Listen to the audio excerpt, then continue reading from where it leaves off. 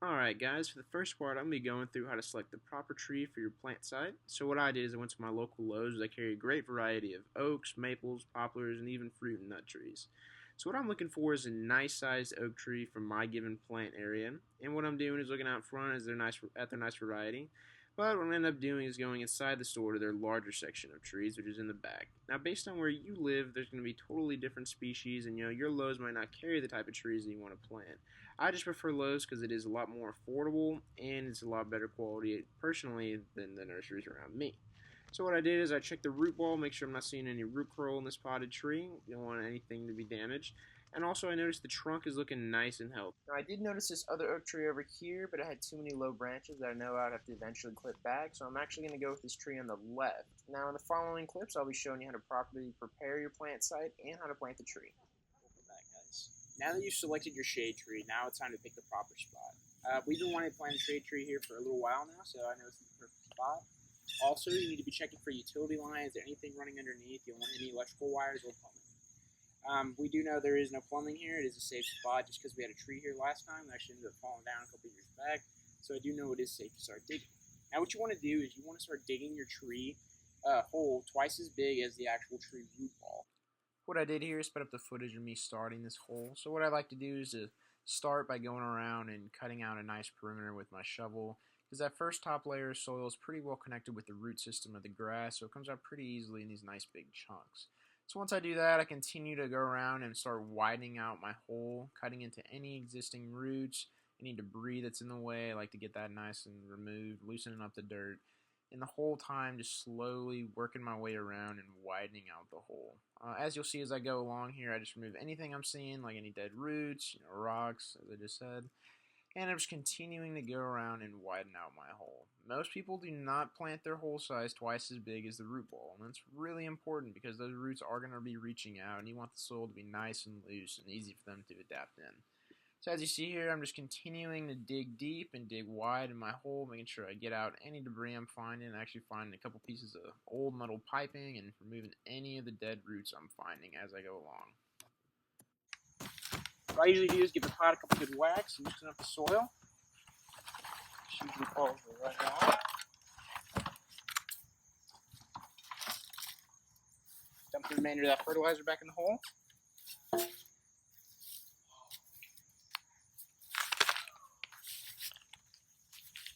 Alright, and now this next part is really important. What we're going to do this time is we're just going to disturb the root ball. And like I just said, you don't want to damage roots too much, but this is a crucial step in planting a tree because you need to, the roots usually get pot bound is what it's called, and that's when the roots wrap around itself, and that's really bad for the tree because it can actually choke the tree and kill it. So what we're going to do is actually roughen all this up. I know it looks aggressive, but just be gentle. You're not trying to damage that much. It is necessary. And we're also going to start searching for our root crown. And most potted trees at the store, they plant them far below the root crown. So it's actually buried up into the trunk, maybe an inch or so, 3/4 of an inch. And what you want to do is find exactly where in the trunk the roots start coming out from. And that is your root crown. Alright guys, as you see here, I'm just continuing to loosen up that root ball, making sure I scrape it out really good, get all these roots nice and loosened up. As you'll notice with a lot of potted trees and trees from nurseries is that a lot of the roots are really tight and kind of all overlapping all over each other, from being bound and growing inside a pot for so long. And it's really good to do this and loosen them up just because you want these roots to reach out into the new soil once it's been planted in its new area. So you just see me scraping all over on the sides, underneath, making sure I break it up real nice and evenly. And all the while I'm doing this, I'm still looking for that root crown. Make sure that root crown gets planted at around level with the ground line, and I end up finding it right here.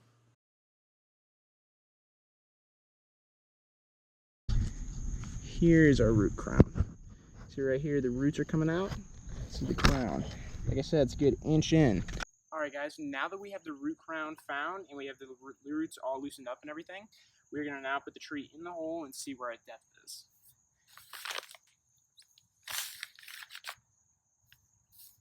Now, as we can see, the tree is slightly below the ground level, and we do not want that. If you bury a tree too low, too much water will settle in and actually choke out the tree and its ground. So we're going to add some backfill in. Too much. Fill up that bottom a little bit. Try it again. And that's looking perfect, guys. Right there is where you want to be. Alright guys, this is what I'm going to be using also to help fertilize the tree, and it's just organic compost humus. It's like $2 a bag, something like that. It's not crazy expensive. And this is honestly all you need. You actually don't want to use any chemical fertilizers right off the bat, because it can actually end up burning the new roots on the tree, create a lot of problems. It's exactly what you don't want. End up killing off your tree. Guys, right there is looking pretty good. So what we're going to do, take some humus, put on top, create a nice little layer of fertilizer for all the new roots. I should say compost, not fertilizer. Then we're going to begin using backfill. Backfill our tree in. It's native soil. Now here in Tennessee, we're going to have mostly clay. That's a better angle.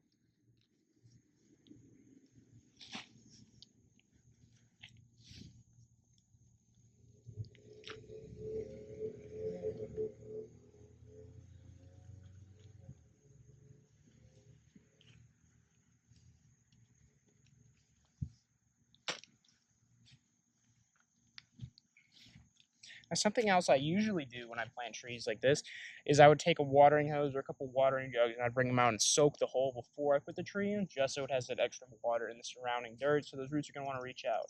It did just storm here, so it is really moist in the ground, and I am going to water it because I'm at the conveniency in my home. But if you weren't, you definitely want to pour water into the hole before you plant it. Say you were planting at a farm or out at some other property where you're not out there all the time and have access to it.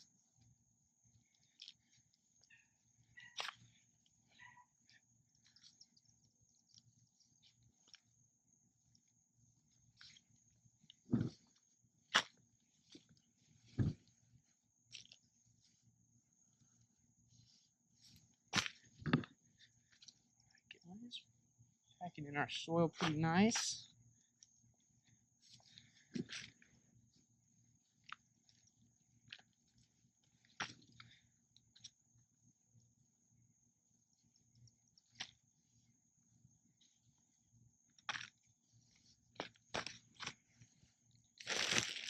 Humus for that top layer, top roots.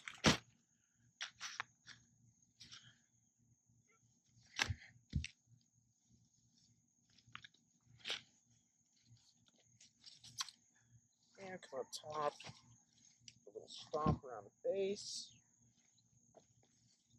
Pack it down. Not too hard, just a little bit. A lot of air pockets.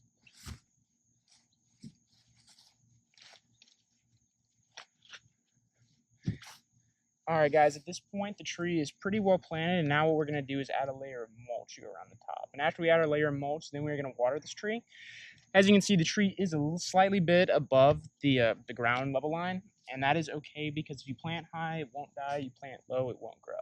So planting a little bit high, it's fine. It's okay. It's not going to damage the tree by any means. And adding a layer of mulch is actually crucial to planting a tree. It's very important. Mulch helps keep moisture into the ground, keep moisture in the ground and on top of the roots. Also, it helps when the sun is out, and a tree like this can be in direct sunlight most of the day. It helps the tree keep water and retain it, and the roots not heat up as fast. So I'm going to go around one more time, make sure it's packed in pretty nice.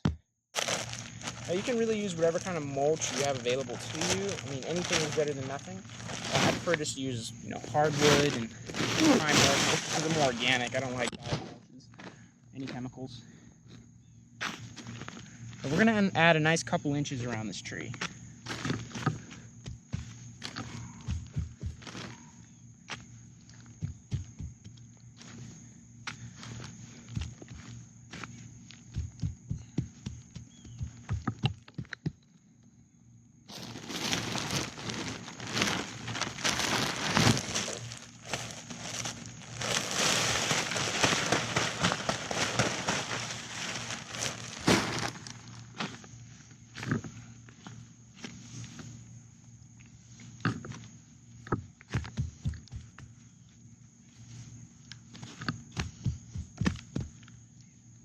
Alright guys, as you can see, this is a nice good couple inches of mulch. A common problem is what you'll see with landscapers, and what they'll do is they'll just pile on mulch, into a cone shape. And that's really what you don't want. That actually chokes out the roots. You only want a couple inches, you don't want a ton. When it chokes out the roots because there's too much mulch on top and the roots can't breathe because they actually need oxygen, from being close to the soil line.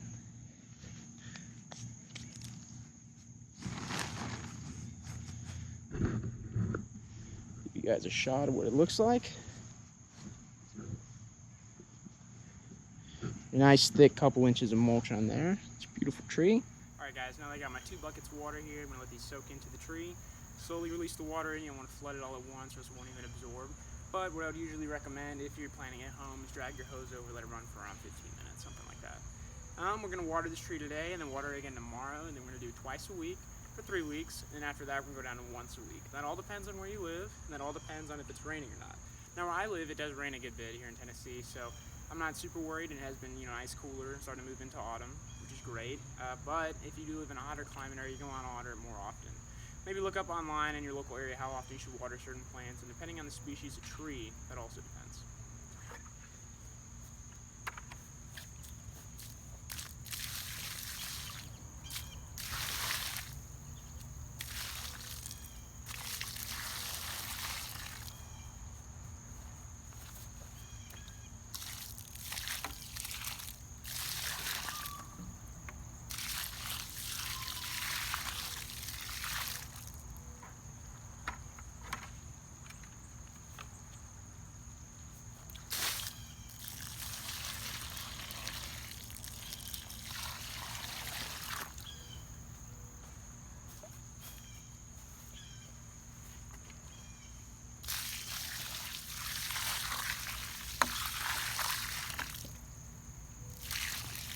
Here's a shot of the tree the following day. It came out really well, really happy with the way it looks. I actually ended up going back and adding another couple more inches of mulch around the tree just to create more of a bowl around it so it could absorb water better in its area.